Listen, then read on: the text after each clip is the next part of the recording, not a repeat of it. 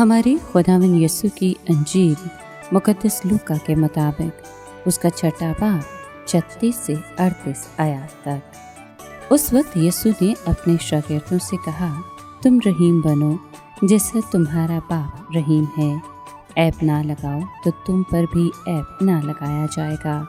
مجرم نہ ٹھہراؤ تو تم بھی مجرم نہ ٹھہرائے جاؤ گے۔ بری کرو تو تم بھی بری کیے جاؤ گے۔ دو تو تم کو بھی دیا جائے گا۔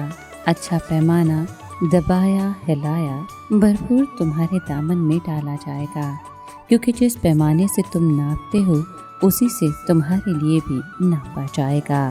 پاک کلام کے پڑھے اور سنے جانے پر خدا کی برکت ہو۔ خدا کا شکر ہو۔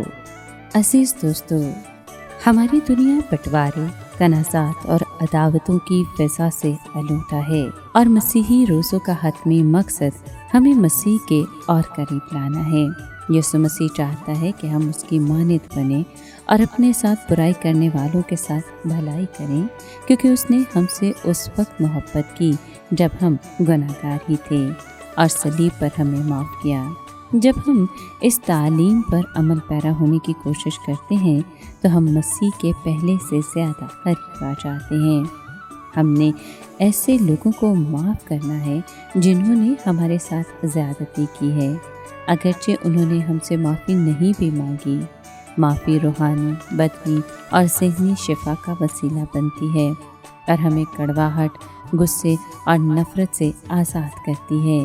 ہم نے ایسے لوگوں کے ساتھ احترام کے ساتھ اور صحت مندانہ اور صلح آمیز بات کرنی ہے جن کے خیالات اور عقائد ہمارے خیالات اور عقائد سے فرق ہیں۔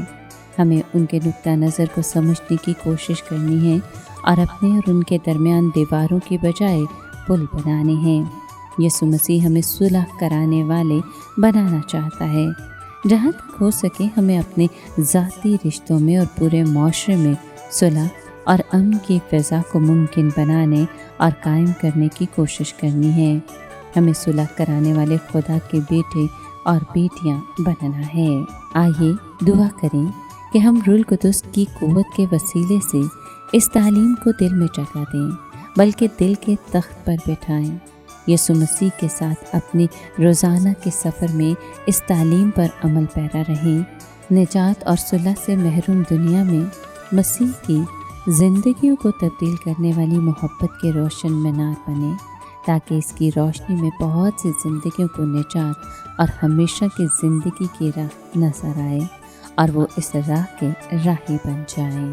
آمین۔